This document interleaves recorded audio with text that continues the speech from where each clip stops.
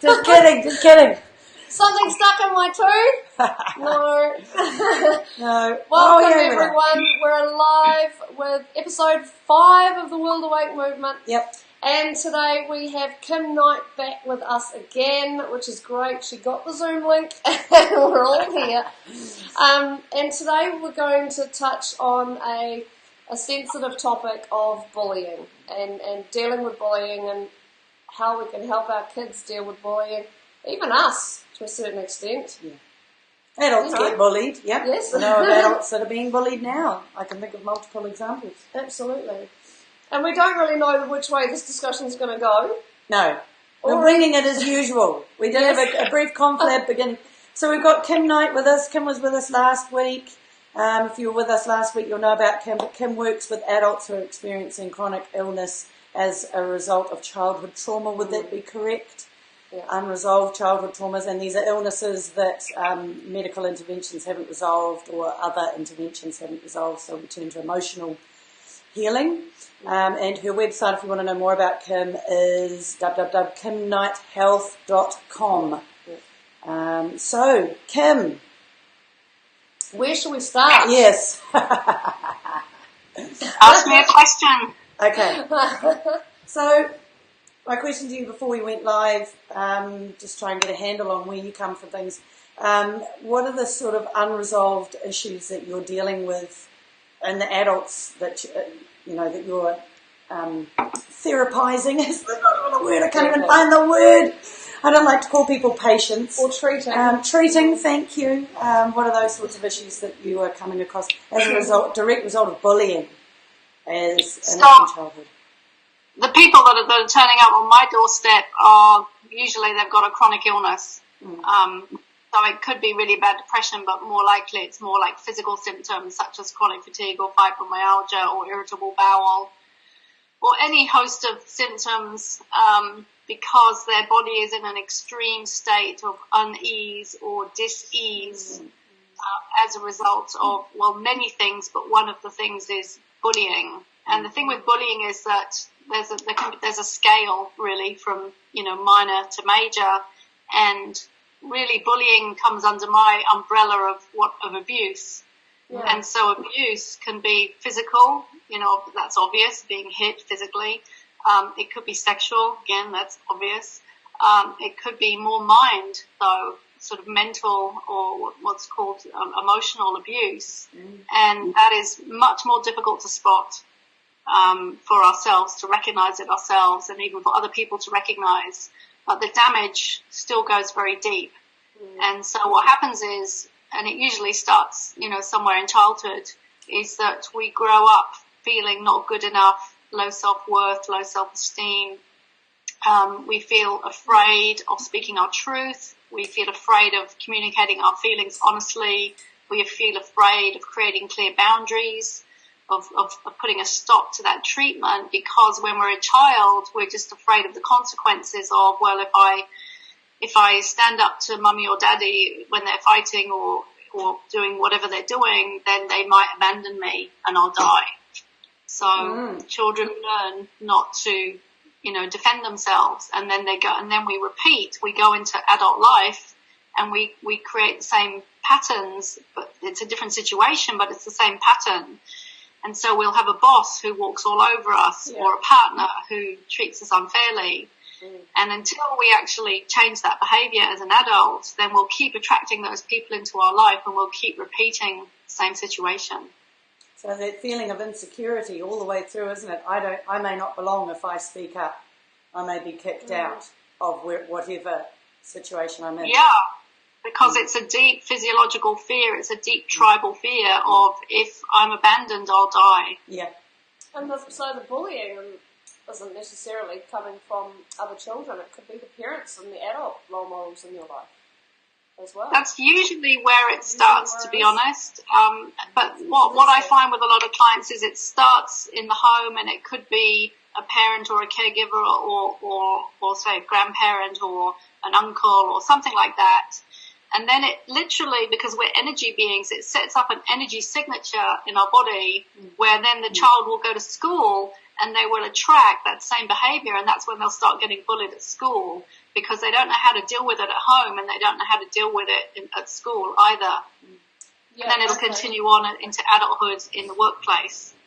And their behaviours, like you say, there's something going on energetically, but also their behaviours and reaction to that stuff going on energetically is, do those kids come across as weaker, more timid, and therefore attract those who sense that vulnerability, exactly, and kind of like to prey on it to make themselves feel more powerful. Well, the way it works, it's interesting. It's called the Karpman triangle. I don't know if you've heard of the Karpman triangle, but I've got a video on YouTube about it and a blog as well on my website. So the Karpman triangle is that there's the victim, the persecutor, and the rescuer. Yes. So, true. Yeah. But a few of those too. Yes. Yeah. But and we can all move between, all three. But the interesting thing is, the cause of whether you become a victim, a perpetrator, or a rescuer is the same. So, for example, if somebody grows up in a family where they're abused or bullied or whatever, then they will either go into the I don't have any power place, I'm disempowered, I'm the victim, and I can't stand up for myself, and I'm afraid they'll go into that sort of state, or they'll go into the right, I'm going to protect myself, I'm going to do whatever it blooming well takes, and I'll just beat the shit out of everybody else, and that's the perpetrator, right? And then you get the rescuer who's trying to sort of deal between the two. But the cause is all the same. The cause is the same. Interesting. Okay. But what about children who are just a bit different? Maybe they're on the spectrum or something like that, and they've got very loving parents who have raised them, possibly even protected them even more because of their difference, and they can still get bullied, right? So is the cause really the same in that situation? Probably not. No. When you say spectrum, are you talking more like autism type? Yeah, because I don't really work with, those sort of people in general. Sometimes Asperger's, but not really. So, yeah, you could be right. So in that situation, it doesn't feel like it's about that child or the victim at all. It feels like it's about the bully. And again, that's where you say the cause of that bully's behaviour is coming from this one. Yeah.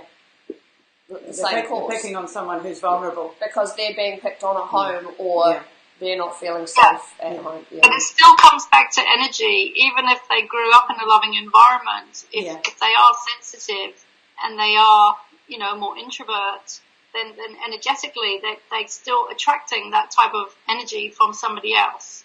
So, whether it's somebody like that or somebody who actually was abused and bullied, the key thing is that we need to learn as children that we have a right to stand up for ourselves and that we must learn to trust the feedback that we're getting from our body.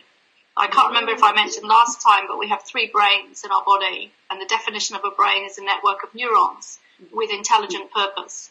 So we have these 3 brains, and they're feeding back all the time information from the environment. So we have the head, the heart, and the gut. And usually it's going to be the heart and the gut that are feeding back. Either this feels okay and this feels good, or it doesn't feel okay and it doesn't feel good. And what happens with people who grew up in an abusive environment is that the feedback is coming from the gut and the heart brain, but the head brain is minimizing or rationalizing away and saying, well, mummy's doing that because she's stressed, or they rationalize away somehow, and they learn to not listen to the feedback from the heart and the gut, and they learn to not listen to the fear and the sadness and the upset, etc., and they learn to ignore it. And that's when we start doing behaviors like not communicating, truthfully, not communicating our feelings, not standing up for ourselves, not creating clear boundaries. So as children, we can teach children it's okay to feel your feelings. Whatever feelings your body is saying, it's a truth. Your body never lies. And encourage children to communicate and be open, because it's a bit of a tricky situation, because if a child is growing up in a situation where they're being, say, abused or not treated well at home, it's unlikely they're going to get the support or the validation or the recognition from those people because they're just oblivious to what they're doing. So, the child has to learn that they've got to find somebody to talk to about it. So maybe it's a teacher, maybe it's somebody outside the family, but they need to learn to speak up. To find a safe person to speak to. Yeah, because I was going to say that it's one of my bugbears is that I often witness conversations, and I think I might have mentioned it in another talk that we did, between adults and children, parents in particular.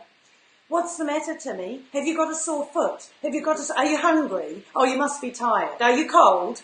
And you've asked the child a question, and then you have not listened to any of their answers. And first of all, it's a waste of time because you could just cut to the chase and they go, no, actually, I'm such and such else. And you have your answer. But it's dominating, it's overbearing, and it is not listening. And I think even if you're not a bullying parent and you're a parent with the best of intentions, if you don't shut your mouth sometimes and stop assuming that you know everything, but actually listen to their response. And my grandmother always used to tell a story that made us chuckle. She had her best friend, so my grandmother's dead now. She died when she was 93, about 7 years ago, whatever. And her friend once told a story about her daughter coming up and saying, Mummy, where do babies come from? And the mother went into this great big long exhaustive story about where babies came from. And then the daughter went, I want a new pair of roller skates. And actually, the girl was only interested in that much. So had the mother just been quiet and actually just said a little bit and then listen again. But we as adults don't do that, and I believe we disempower our children without even realising because we just don't listen. And also we can listen, but then override as well. Yeah. And I remember once, it's a totally different topic, but I remember once observing a father with his child. She was 6 years old, and she was eating, and she said, I'm full. And he said, no, finish your plate. And she said, but I'm full. Now that was her body intelligence feeding back, I'm full. And he made her finish the plate, and I sat there, I was like, oh my God, he's just teaching her not to listen to her own body. Well, that's a very good point. That's a great topic as well for another one. And that's such a commonplace, such a common story. Back in the day, children were made to sit for 3 hours until they finished that pea on the plate. Because that parents' generation, grew up with the war and the depression and didn't have very much. So everything was, Okay, but we do digress. So that's a really, really good point. So what about our kids who are witnessing bullying? Who are coming. It's painful too. It's painful for them to see. Maybe they don't feel totally empowered to be the rescuer, but they can't walk away from it either.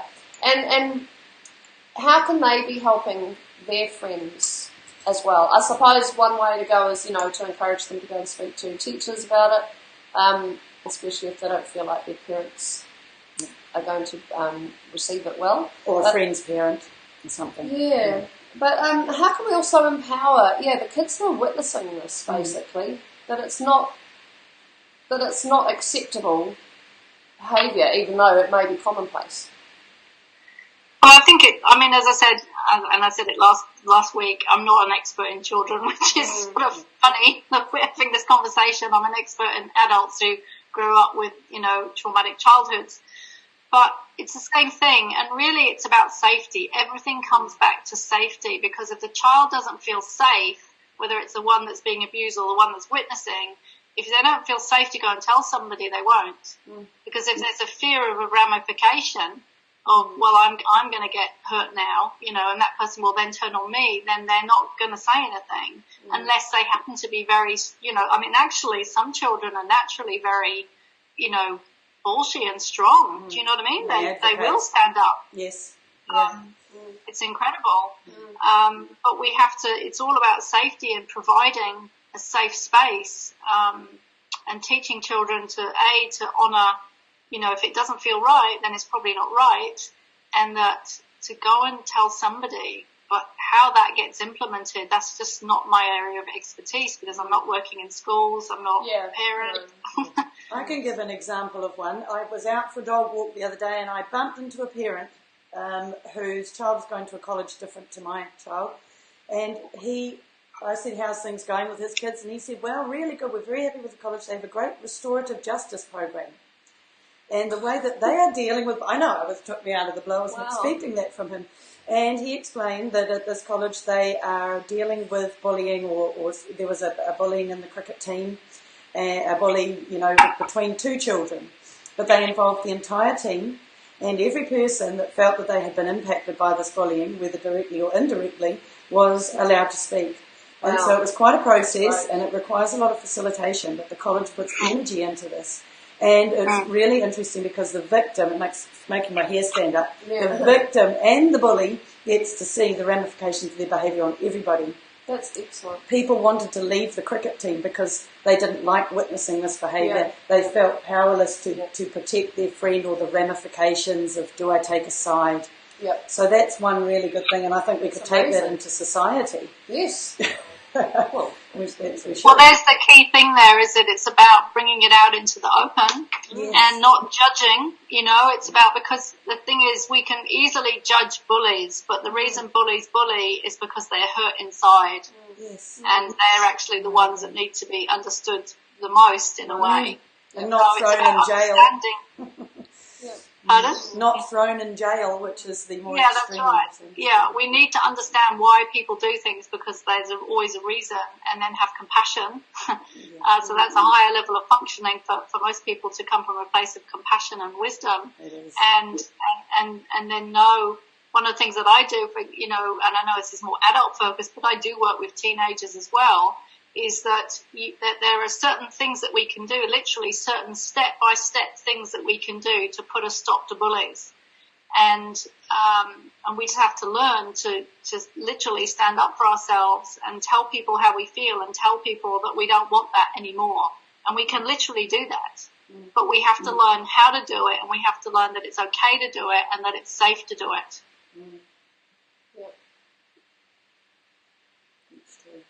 Yeah, that sounds amazing what schools does. I mean, a lot of the work that I do, I kid you not, it's literally teaching adults how to put up with unfair treatment from other people because they never learn how to do it as a child. Yeah. And it's just really, really basic stuff like, if you're upset with somebody, you say, I feel upset. I feel angry. I feel hurt. You use I statements. You use as you words as possible. You must communicate the feeling. You must say no. It's literally just really basic, simple stuff that a lot of us take for granted.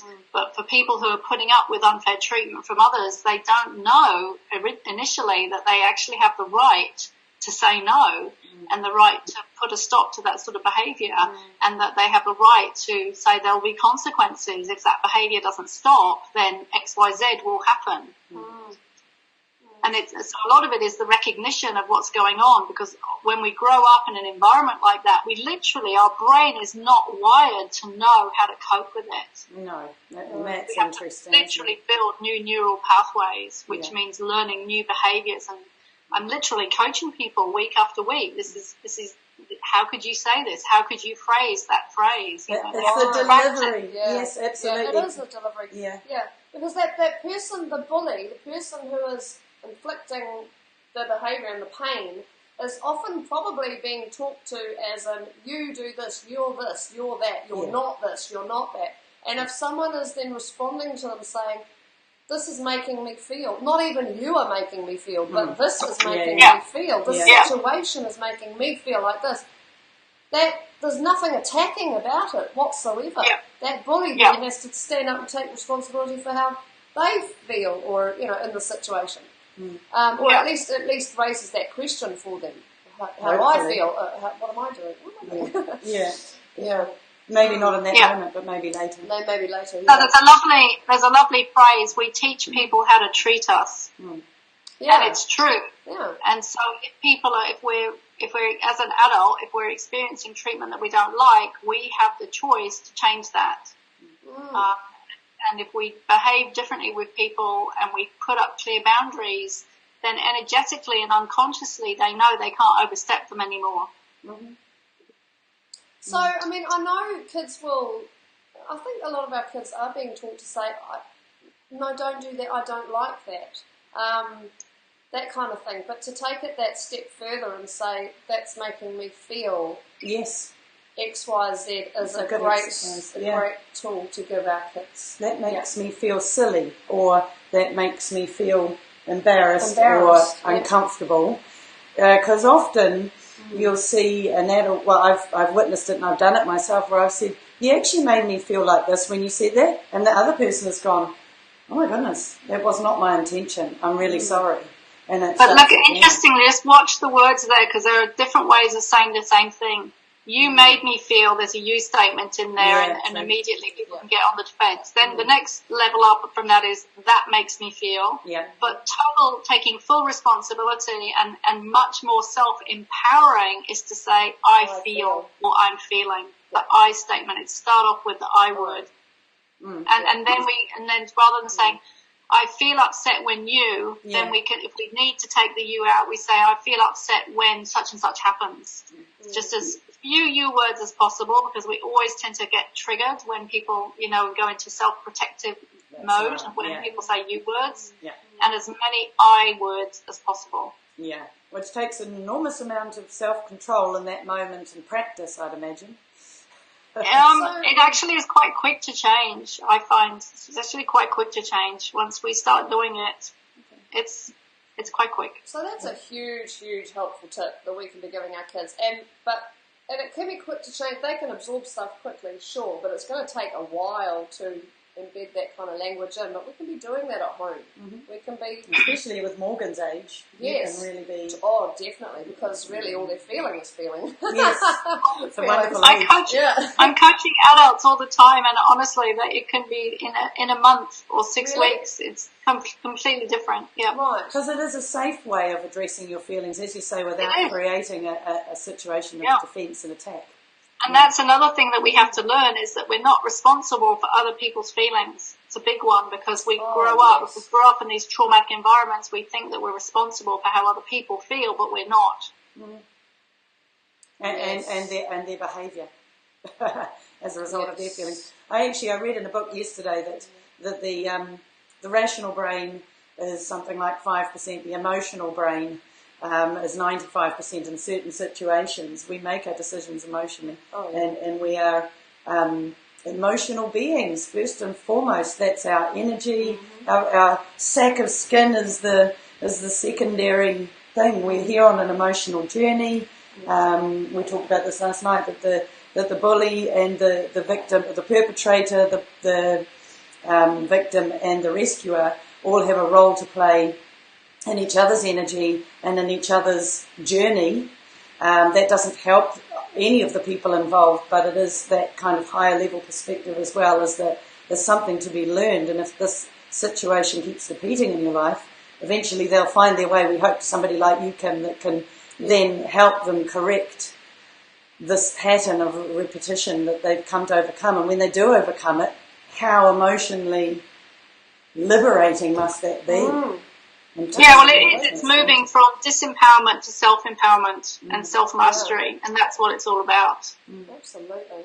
And tuning back into the physical body messages as well that we're getting. That's a really big one. I mean, if you're in a confrontational situation and your heart's pounding, that's a sign, right? Yeah.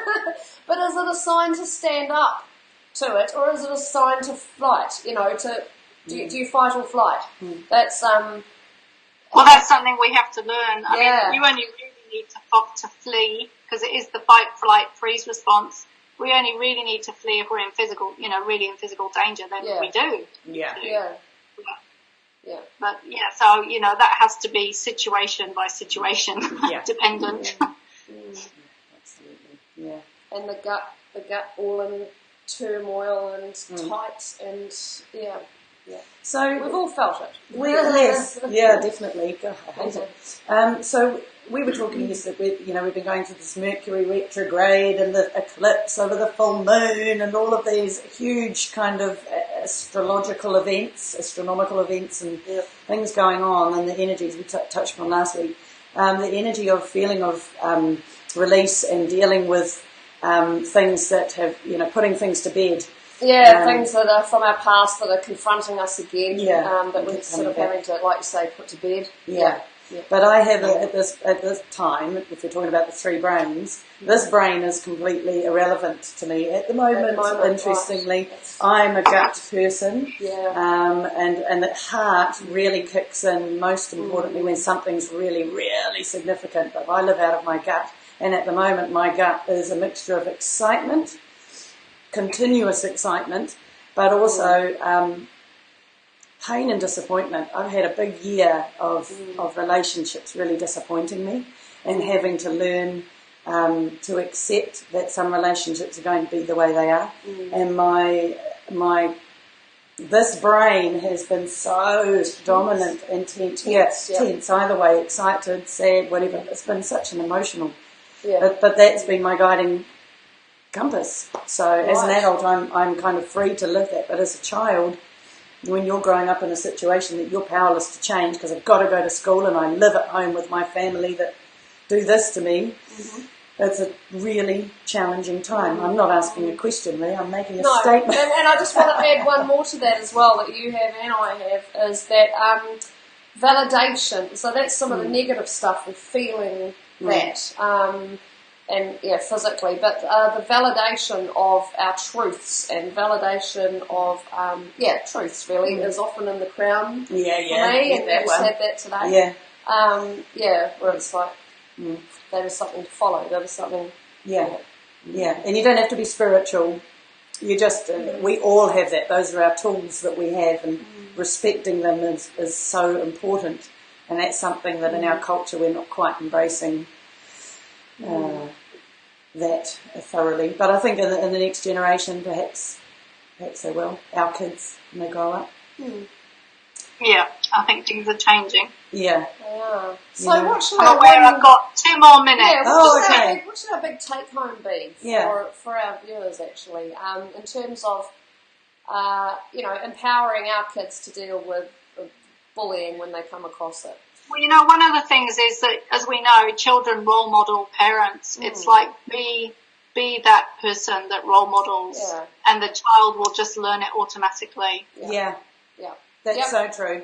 And it all comes back to us. And let's maybe even practice, talking about our feelings more, taking responsibility for situations where we're not happy from a personal perspective, and just expressing how we are feeling about it. And seeing if we can come to, resolve things that way. And and I guess, trusting those physical instincts when you find yourself confronted or witnessing a confrontation. Listen to your body, and it will give you some sign of what you should do next, I guess. Yes, that's right. And that's okay to do. Music to my ears. Great. Great. And find a safe person to talk to, whether that be someone at school or a family friend. Yes. Don't feel like this has been imposed on you and you just have to deal with it. You absolutely have the right to stand up to it and raise awareness to it, and to the right people. Yeah, it's not something to be ashamed of or shy away from. Or That's cool.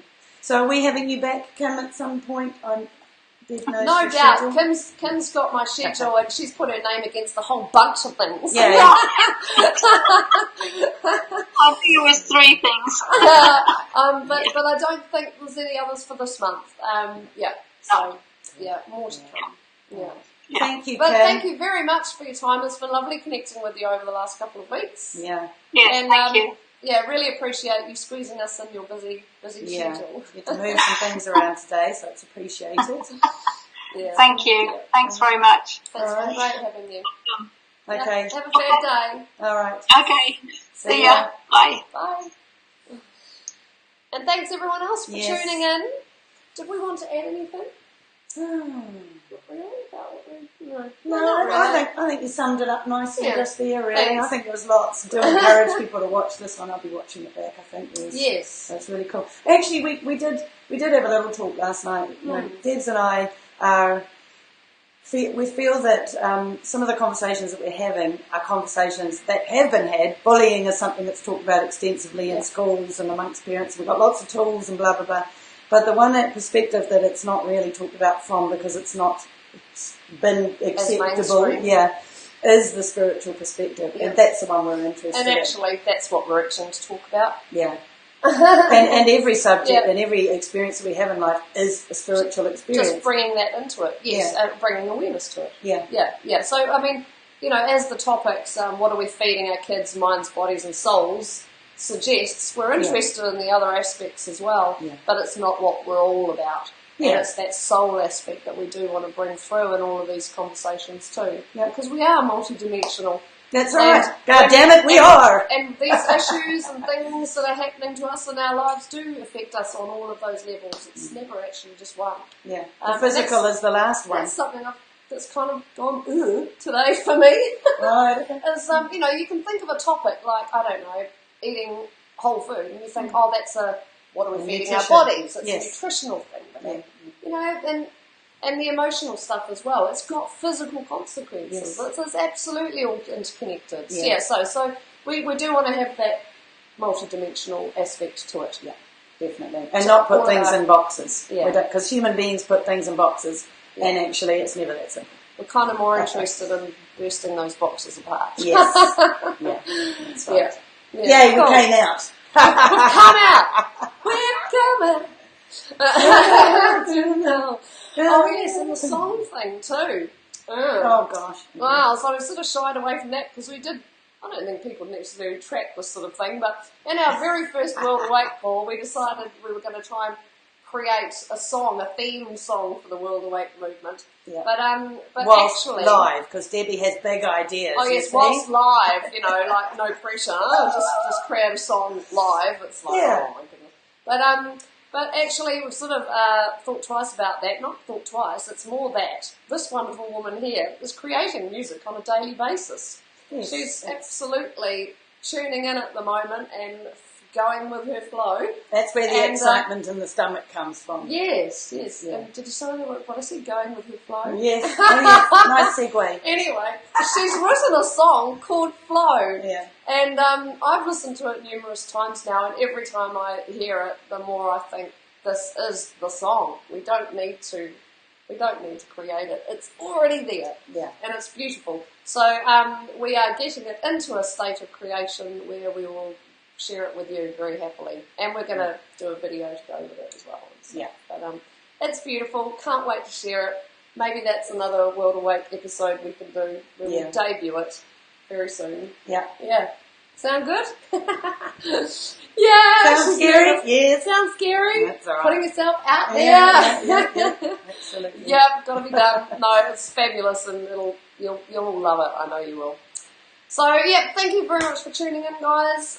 This is a good one to share, I think. So please share the love. If you're interested in getting notified about the other episodes as they come up, then please go to www.worldawakemovement.com and sign up there. We do not spam you. All we do is tell you what's coming up this week, a reminder, and then we send you the email with the recording as well. And from time to time, we'll send a summary email about what's coming up for topics for the month, and give you the opportunity to reply back and say, yes, actually, I want in on that conversation.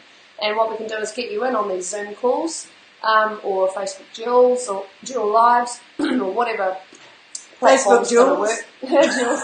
And we'll get more people in the conversation. So it would be nice to have more than just one person to talk to at a time. We really want to have 2 or 3 or 4. We want a whole panel. People. We don't want it getting crazy. No, we want the whole panel. I'm thinking big. Yeah. Well, we don't want people talking over each other, but I think people understand how to communicate respectfully. Yeah. But we want to give you the opportunity to come in on these conversations, is the point I'm trying to make. And you don't have to be an expert in any particular field. You just have to be a person that has something to say. That's right. Because it's a conversation. Yeah. It's not a monologue or a lecture. No. And It's interesting that Kim mentioned that a couple of times now, that she's not an expert with children.